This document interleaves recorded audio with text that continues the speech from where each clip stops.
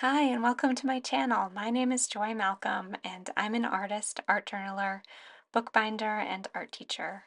I love working in all different mediums, from painting and drawing to printmaking, collage, cyanotype, and sewing.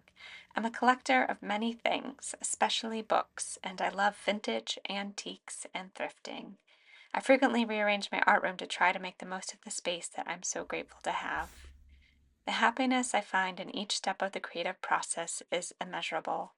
From collecting vintage linens to picking and pressing flowers and plants to sewing a text block or carving a stamp. My hope is that the books and journals that I make will carry the joy I had in making them to the person who comes to own them and inspire them to write and create art.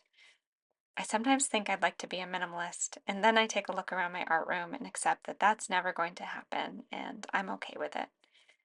So, if you love art and craft and books and journaling and collecting and flowers and nature, I hope you'll join me as I share my art and journaling processes, bookbinding tutorials, and everyday creative life.